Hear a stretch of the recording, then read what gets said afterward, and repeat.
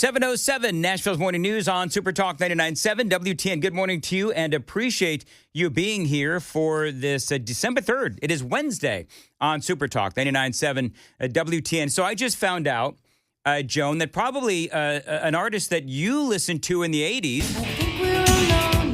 actually lives in Nashville, Tiffany. Oh. So Louis tells me he was more of a Debbie Gibson guy. Sure he was. I liked Tiffany because I had a thing for redheads back in the day. Oh, yeah. Anyway, I'm sorry. So there you go. So her song is featured on Stranger Things, which is, just an incredible show. I know you're not into it. Louis probably not into it, but it is streaming up the charts yet again. Tiffany, Okay. And I think we're alone now. Guess how old she is? Oh, gosh. You know what? Tiffany, she's probably, if I'm almost 58, I'd be willing to bet that she is about 50.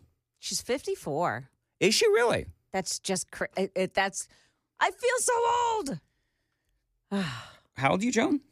I'm not telling. Do you know what the thing is? When I say that I feel old, you know what Amy always says? Well, it's because you are. Yeah. That's what I live with.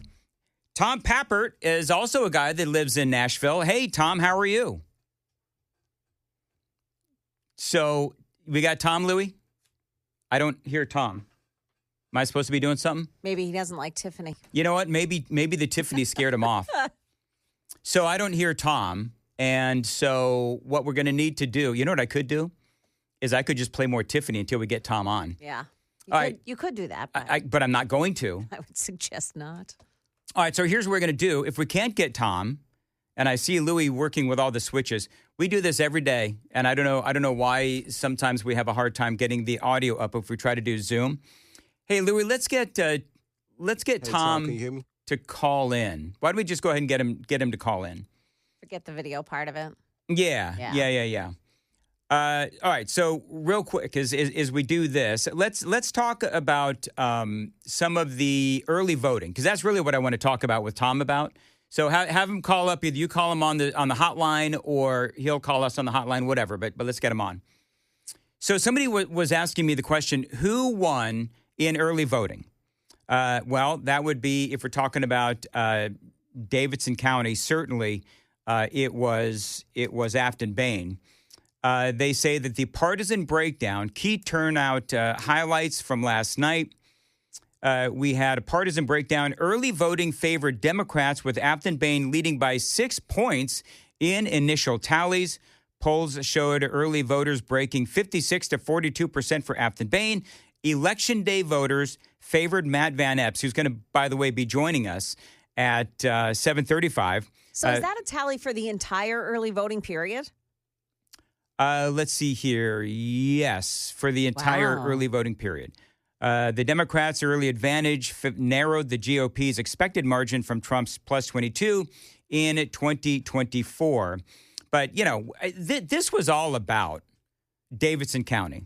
Yeah. So when you look at Davidson County and you look at, the fact that they just, whether it's early voting or whether it is what happened yesterday, it was an expected blue wave in Davidson County. But Matt Van Epps won. There he is. Matt Van Epps won in every single other county. So for me, I'm like Brian. And I do believe that this may have been the best possible scenario where we won. That's a good thing. Is there alarm bells here? Well, let's get on the phone with Tom Pappert. Tom, how are you? Thanks for playing along and calling into the hotline as opposed to Zoom. So, Tom, real quick. So obviously we know who won, Matt Van Epps, but it seems like the overriding opinion is that is a good, solid win for Van Epps, and the Democrats are trying to play this as some sort of a victory. And I'm not going to go down that road because I don't believe it is a victory for the Democrats in any way, shape, or form. But there's things that the Republicans can take away from this. Well, I think that's right, and I agree with your analysis completely. This is in no way a victory for the Democrats. The Democrats were telling everybody as recently as about a week ago this was a 2-point race and Afton Bain could win. Afton herself said this race is going to set the narrative for the Democrats in the South. We're going to show the Republicans that the Democrats are still a fighting force. So, no, this is in no way a victory. She didn't come even close. A 9-point loss is nothing to brag about. But I do think that Republicans have learned that the urban centers cannot be ignored. We've seen this in Pennsylvania. We've seen this now in Tennessee. And nobody wants to live in Nashville because it is a Democrat-run city. It's a blue dot in a red map. Everybody wants to go to the red part of the red map. But in that early voting, at one point, in fact, I think as early voting concluded, Matt Van Epps had just 3,000 votes coming out of Davidson County, that slice of the district that slice of the city that is in the district, I should say. And I think that is a real alarm bell for Republicans. As Republicans move out of the cities, are these votes just disappearing? Is it becoming a leftist bloc? And we also saw similar in Montgomery County, where Afton Bain, of course, lost, but she came closer than I think was anticipated. So a lesson, I think, for the Republicans is don't neglect your cities just because you know that the majority of your voters might be living in the suburbs. But when it comes to lessons for the Democrats, well, I think they've got to go back to the drawing board after tonight. They've been hoping that this affordability argument that Afton Bain started making only after she won the primary, they were banking that that was going to be the next major issue and it would drive them into the midterms. But they had a candidate who ran on that issue. She had the National Party backing her on that issue. She had Kamala Harris fly into town to back her on that issue, and they lost by nearly double digits. It's pretty embarrassing for the Democrats, I would say. You know, it's interesting, Tom, because, Kamala Harris did come in, but she never really endorsed Afton Bain, and they never even took a photo or were on stage together. So it didn't seem like the national Democrats, we can talk about Kamala Harris, we can talk about Al Gore, who lives in the state of Tennessee, supposedly, and he phoned it in. You had AOC phone it in as well. None of these national Democrats actually appeared on stage in person with Afton Bain. So I guess part of me wonders, did they really support her, or was it just, we're going to throw this against the wall and see if it sticks? Well, I think they knew this was the likely outcome, and that's why Kamala Harris, as you said, she never actually endorsed Afton. Even in her get out the vote message yesterday, she never endorsed the Democratic candidate in the race. And as you said, it's all been Zoom calls. You read the headlines, you would think that Jasmine Crockett, AOC, and Pramila Jayapal have all been in Tennessee the past week campaigning for this candidate, but that didn't happen. They sat on a Zoom call. In Jasmine Crockett's case, she was actually in her shoe closet as she did the Zoom call for the Bain campaign. So I think that they knew this was the likely outcome. They knew that they didn't really have a chance, but they spent a lot of money and they spent a lot of effort. They sent Ken Martin, the DNC chair, to town. They sent an untold number of Democratic activists to knock on doors in Nashville, and they had a poll, a very favorable poll from Emerson Polling, claiming it was a 2-point race just a few days ago. I think this could be a real Lucy, Charlie Brown, and the football routine for the Democrats, where they might have convinced themselves they had a real chance, even as the people at the top of the party and in Congress knew it wasn't the case. 7:15, Tom Pappert is joining us from the Tennessee Star. Got more straight ahead, and it's time to check the roads on WTN.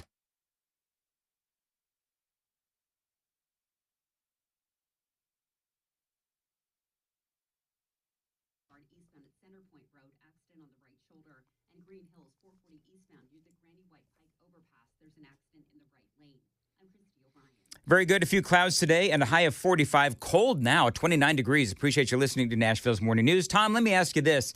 So you talk about how the Republicans can't ignore the cities, and I agree. How do they cater to the people in the cities, though? Like, what do they need to do?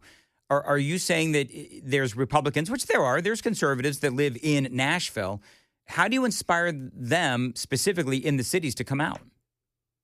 Well, it's a great question, and I think this is a new area for Republicans to explore. But I think Van Epps Perhaps it was an issue of campaign door knocking and not having a lot of activists descending on Nashville the same way the Democrats did, because I would argue his campaign was a very good way to do it. He backed Trump's policies that challenged some of these far left-wing mayors. And I think that is probably the best way to get somebody living in a blue city to turn their head for a candidate, even congressional, even presidential, anything, is by pointing out, we know you have a far left-wing government. There are ways to rein it in. There is a president willing to rein it in. And if you send me to Congress, speaking on behalf of Van Epps, then perhaps something will be done to rein it in. We've seen this with Andy Ogles, of course, who in the past year has sort of made it his mission to tame the more far left-wing instincts of Mayor Freddie O'Connell in Nashville. And to his credit, since Andy Ogles started the congressional investigation a few months ago, you haven't seen the far left-wing mayor do any more fundraising campaigns for illegal immigrants as he was doing. So I think that is the solution. How you bring this message to voters who in Nashville, Republican voters, may just be completely apathetic, that will be the challenge. One of the things that I found interesting watching this whole thing play out, of course, you have some people that think that Afton Bain was a great candidate. You have other people that believe that Afton Bain is a horrifically flawed candidate. What say you? Well, she is a terribly flawed candidate if you can actually meet the candidate. But if you watch the sort of hype train created for her, it was, again, all about this affordability. She's actually a moderate. All these videos of her screeching inside Bill Lee's office, that's not the real Afton Bain. The real Afton Bain is the one that's on this very well-produced campaign commercial. That's what they're talking about. They loved the campaign commercial version of Afton Bain, and they thought, maybe they still think, that that will be the type of commercial and language and political campaign that will be successful in 2026. In fact, I think what they're really saying is we can take this horrible candidate who says that the air in the city she seeks to represent is racist, and we can gaslight the public through advertising and PR campaigns into thinking that this person is a moderate. It failed. That's the real lesson from last night. Do you think that the results might have been different if they had a different candidate who was better on TV, because she's terrible on TV, better on TV and better on policy, and somebody more moderate? I do think so. I think that in the classical Rhino Mitch McConnell angle, if the Democrats were honest this morning, they'd be saying we had a candidate quality problem last night. That was the issue, because there was another candidate in the race. I don't want to give him any free publicity, but who made this very moderate economic argument. And I know in the Tennessee Star newsroom, we were all a little bit worried that guy was going to win because he seemed as though he would be an effective candidate. Now, even if the Democrats had managed to not elect a crazy person, I do think Van Epps would have won, but it might have been closer to that 4 or 5 point race that the Democrats were looking for in order to make this their next party line for 2026. It does seem like the Democrats have an identity problem, right? So are they the party of Afton Bain and AOC and Rashida Tlaib and all of these folks, Ilhan Omar? Or are they the party of, more moderate candidates? I mean, what are we going to see from them in the midterm elections? Well, I think what we've seen with Afton Bain is we've seen kind of a marriage of these two candidates. They want to essentially create a Mamdani without the baggage and create it entirely through the media. I think that we are learning this is what the Democrats are going to try to do. They're going to essentially marry their 2024 version of that politics where it's crazy Kamala Harris, transgenderism for everybody, we're going to raise your taxes, but they're going to marry that somehow with the Mamdani, the evil Republicans are making the city too expensive and we're going to make it cheaper. They want these two things to be wed. That's probably the only way for the party to move forward, if they can somehow keep the establishment crazy people while allowing in the socialist crazy people. It's not going to work. This reminds me a bit of 2018 on the Republican side, where a certain segment of the party simply refused to back the president, and it really led to downfall in the midterms. I think that could happen to the Democrats, especially if the redistricting process continues to favor the GOP. One of the things that I would ask is heading into the midterm elections is, all right, so you got a lot of people that are doomsaying the Republicans in the midterm elections. I'm just not there yet. I mean, I think that we are going to have a good 2026 from an economic standpoint. What say you?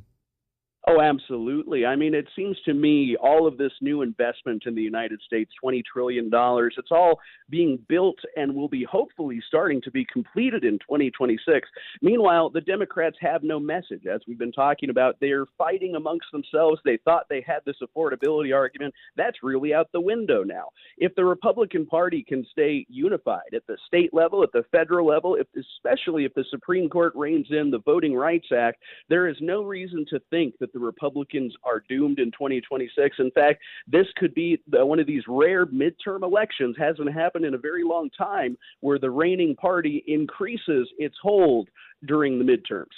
All right, so real quick, last question. Emerson versus Polymarket. Now, you and I spoke about this back when the Emerson poll came out, where they had Afton Bain up by 2, but the Polymarket, it turns out, was incredibly close. I don't know where it ultimately ended up, but the Polymarket was Van Epps plus 10, which is closer to where this whole thing ended up. I think he ended up winning. Did he win by 8 or 9 or 7? What is the final about tally? 9 points. By Just 9 about points. 9 points.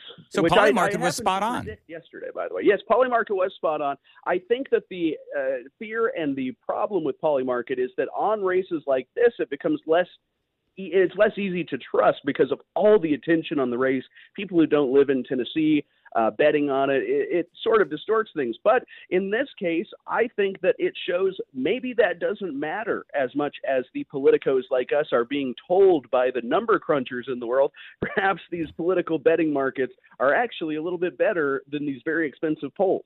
I would agree. Tom, how can people find you on X? You can find me, of course, at Real Tom Pappert, and thank you so much for having me on. Sorry about the tech issues. No problem. I appreciate it, and we'll have you on again. 724, Nashville's Morning News on Super Talk 99.7 WTN. Joan, I think we've got an issue. What is it? Well, there are now people that are complaining about the Christmas music. Oh. So I think what we're going to do, hey, Louie is never going to come back. Hey, Louie, let's do a very quick Daily Dan poll. Christmas music or no Christmas music on Nashville's Morning News starting today. So that's what I want to do. And I love to let the listeners decide. You know, if we did a Daily Dan poll, should Dan get fired? You know how many people would say, yes, fire Dan? That's one Daily Dan poll we will not be doing because I don't want to end up in the fetal position underneath the desk. Yeah, but they'd only be saying it out of love and the utmost respect for you. Sure. I'm sure that's true. 724 on Super Talk 99.7. Joan's got the news. By the way, Matt Van Epps is going to be joining us at 7:35 on Super Talk 99.7. Joan's got a great question for Matt, as a matter of fact. So she's going to participate in the interview as well. And Joan's got the news at 7:30. Joan, what do you got? 7:37, Nashville's Morning News on Super Talk 99.7 WTN. Let's get right to the Newsmaker Hotline. Congressman-elect Matt Van Epps is joining us. First question I got to ask is, how's it feel? Dan, good morning. Well, it feels amazing.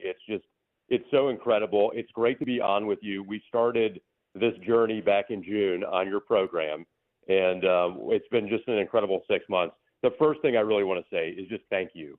Thank you to your listeners, to the voters, to Tennesseans who have put their trust in me. I do not take that lightly. I'm so honored and grateful for your support. And we won decisively yesterday, and I will never forget it. And I'm going to work incredibly hard every single day to represent our district so well. Joan's got a question. Yeah, so I was watching you guys last night, you and your wife, and I'm thinking, after an event like that, do you go home and sleep and like, oh gosh, it's all just lifted off my shoulders now, or do you toss and turn and go, holy cow, I have to do this, I got to do that, I got to do that? You know what? How'd you handle last night? Well, Joan, I'm running on a couple hours of sleep. Yeah, and we stayed in the ballroom there to shake every single hand and take every picture with anyone that wanted to be there, because people were there, and that's what the right thing to do. We wanted to do that, and so we weren't going to leave until we were able to talk to everyone that wanted to talk to us. And then when that got done, we had some phone calls to make. I talked to the president last night, and he could not be happier. So encouraging. He's so excited. That was great. Talked to the speaker last night, and he's motivated and excited. And we celebrated with the team. And what just an incredible team. I mean, we so many people, from the campaign team to volunteers to donors to most importantly the voters, and we celebrated some, and it was just great, and I'm so honored to be in this position. You know what's so crazy? So I'm sitting here thinking, it was a couple of months ago, I think you announced that you were running, but like a year and a half ago, you're working in Governor Lee's administration and so forth. But did you, in your wildest dreams, think that you would be talking to Donald Trump, the president, as a congressman-elect? That's just amazing to me.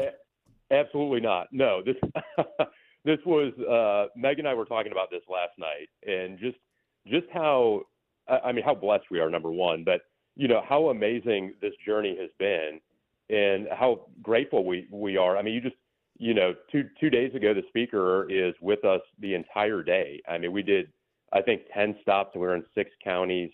I mean, literally I think he was wheels on the ground at like 5:40 a.m., and he didn't leave until, I think, 10 p.m. I mean, all day. And it just is humbling and amazing. And, I've talked to the president a number of times now. I'm hoping I get to see him at the Army-Navy game.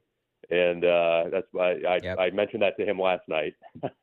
And, but no, I could not have imagined this. And, I'm so thankful for the Tennesseans that have put their trust in me. And, and Dan, I think the other, another really important point, the folks that did not vote for us, I'm still your representative. I still work for you, and I'm going to work really hard every single day to fight hard for our district.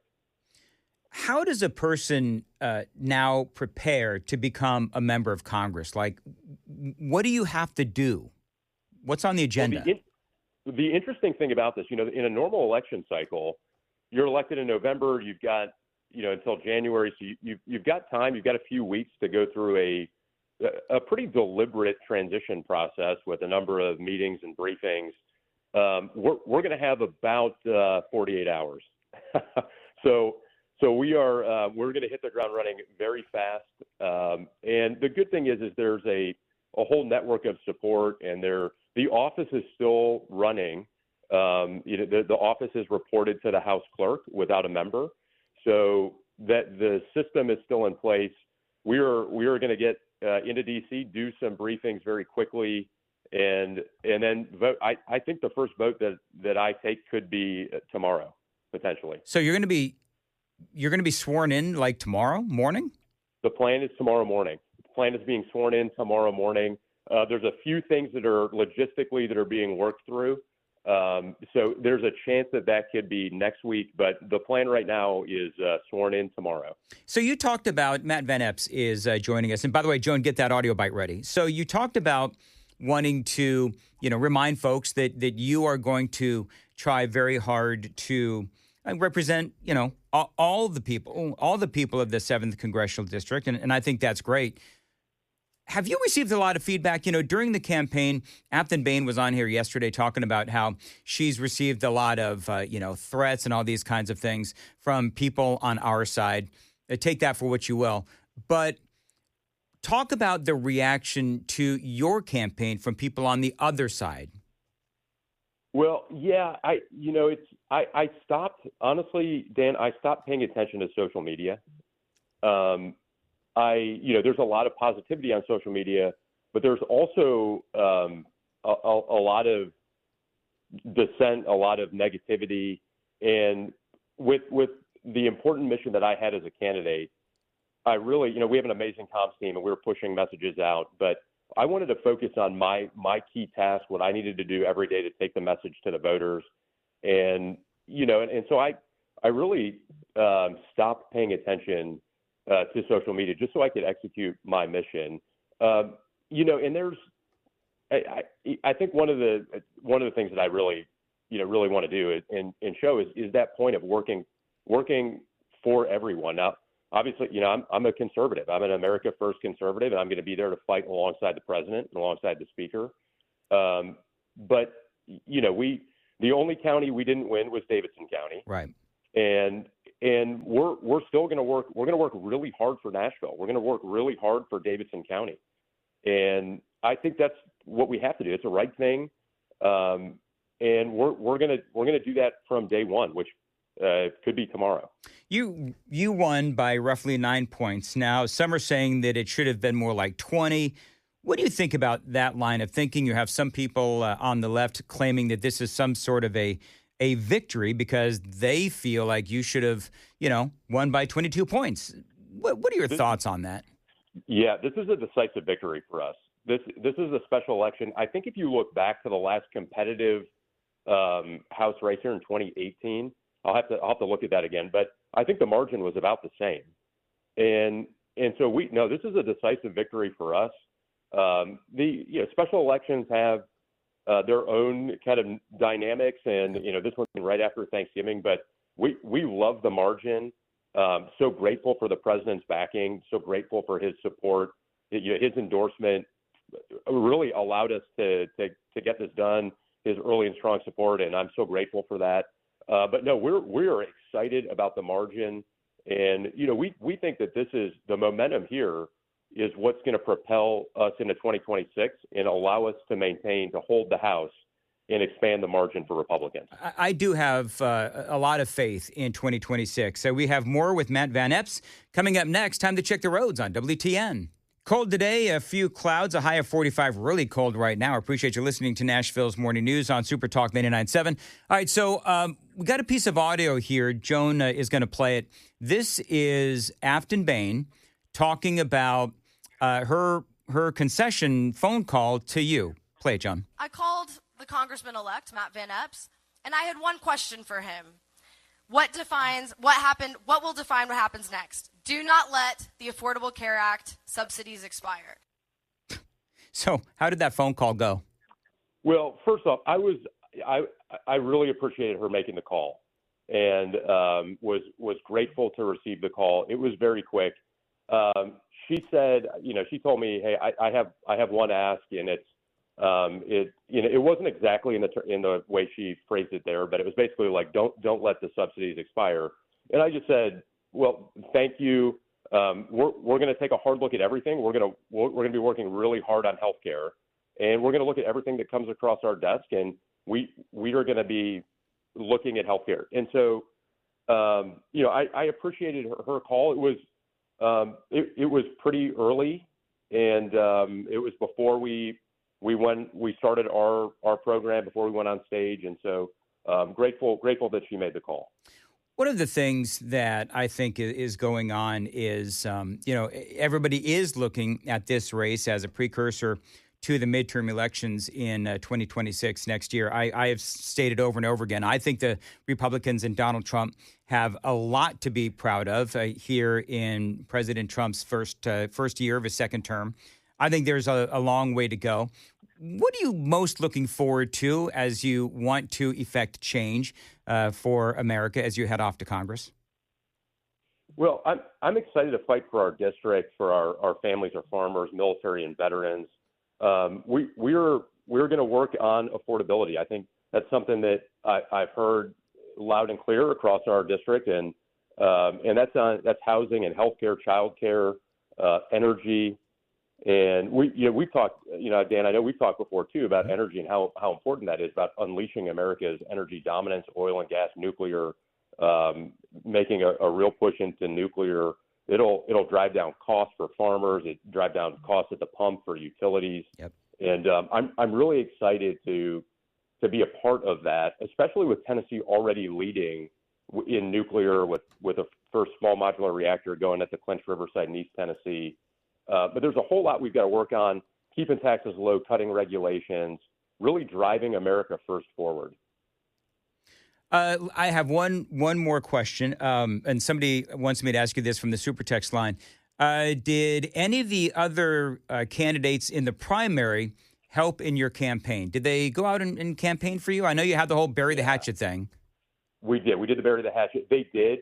There were a number there last night, which I'm so grateful for.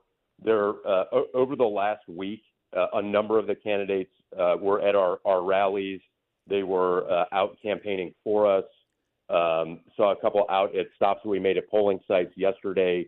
I am so grateful for those other candidates. Great candidates, great people, and their support was just really amazing and humbling, and so thankful for them. And that's what when we unite the party and we come together, we're going to win decisively, and I'm very grateful for them. I truly believe that the Republicans are more united than the Democrats, despite what the media is trying to tell folks. Okay, so a logistical question or two. Number one, are you reaching out to the other members of the Tennessee House, and they're going to tell you how things work? I mean, do you have anyone who's going to mentor you, maybe a Scott DesJarlais or a Tim Burchett? I've talked to both of them, and I'm in contact with the delegation, which has been amazing. They've been so helpful in this process. Talked to the senators. I'm so grateful for both of them. And so the delegation, the Tennessee delegation, is going to be really critical to hitting the ground running fast. And then, I think a whole lot of other folks that have reached out and been helpful in this process, from the speaker on down. And we have a already great rapport, great relationship with a whole lot of folks. And so that's going to let us hit the ground running hard tomorrow. All right. I always allow myself one really dumb question. Usually I end up with a couple. I know that Scott DesJarlais, he actually lives in his office. He's talked about that before. And so have you thought about, just the logistics of living in D.C.? A lot of these guys and women, I guess, they live in their offices, which these offices are really big. Have you thought about the logistics of like renting an apartment? I know that former Congressman Mark Green, he was renting a house with a bunch of other Congress people back when he was in Washington, D.C. Have you thought about that part of how your life is going to change? I have started to think about that. We were pretty focused on yesterday, but now I've started to think about that as well. And I think we're looking at all those options. And we'll make the best decision possible. And when we get to D.C., we're carving out a little bit of time to go and look at all of those kind of things. That's so interesting. That's a good question, Dan. Yeah, so not stupid. Good question. Thank you. All right, so Congressman-elect Matt Van Epps, thank you very much. Congratulations, and looking forward to see how things go. Dan, thank you so much. Thanks for what you do. Joan, thank you. Yeah, hope you all congrats. have a wonderful day. All right, you too. Best See you to later. you. Thank you all. I should have asked him about Christmas music, Joan. No, I think he probably could take a pass on that. Can I just say, he is a class act. He really is. Like that He dude really is a class act. Yeah. And I will admit, I like him a lot. So I noticed that he sort of rebuffed your question about Afton Bain and the whole, I told him to save the ACA. He answered it classy. He did. Yeah. He did. I was hoping that he would say, oh, she's a blah, blah, blah, blah, blah. Yeah. I knew that he wouldn't. Yeah. Because you know why? He's a class act. He's a class act. I got a shame on you. By the way, I did. 1513. Okay. So you want to peek into my life real quick? Because I've got like a minute. Yeah. So I'm interviewing Congressman-elect Matt Van Epps. I get a note from 1513 in the middle of the interview that says, shame on you. Oh. Now, I'm like, oh, what did I do? What did I say? Right? So I said, why? Because I thought I did something wrong. And he says, you hate Christmas. I don't hate Christmas. I don't like Christmas music. But I must admit, Joan, that as a talk show host, one of the things that we always have to embrace is taking accountability and admitting when we're wrong. And this might be a moment where your humble host was wrong about Christmas music, because we took a Daily Dan poll and we asked, is it too early for Christmas music? Christmas music on the show, yes or no? And overwhelmingly, Louis, people said 72% yes. Louis, we can't hear you, man. Yeah. Turn the mic on and up. I had that big buildup. I know. Sorry about that. It's all right. So 72% says yes and 28% no. 72% want Christmas music on the Most radio of the people broadcast. that said no, though, are in the YouTube chat. They said they can't hear the music anyways. There is Oh, that. it's self-serving. But anyway, so we'll go ahead and we'll do Christmas music on the show. I'm just not going to belabor the point about Christmas music as we are only at December 3rd, but clearly people want to hear it. And I'll be honest with you, Joan, I don't know about you, but I am feeling, you feeling optimistic? I'm feeling optimistic. So I feel like you're feeling optimistic, as I am, because Matt Van Epps won. It looks like there's a path to like keep going the way we're going. It's not all doom and gloom like the left would have you believe. So, yes, I feel the same. And coming up, 8:06, after the news, we are going to talk about some great things that happened yesterday in the White House cabinet meeting. I don't know if you saw any of that, Joan. Yeah, I did. Holy mackerel. So I've got some of that, and I think that's kind of why I'm feeling so optimistic. So I've got that coming up next. It is 7:55. Joan's got the news at 8. Joan, what do you got?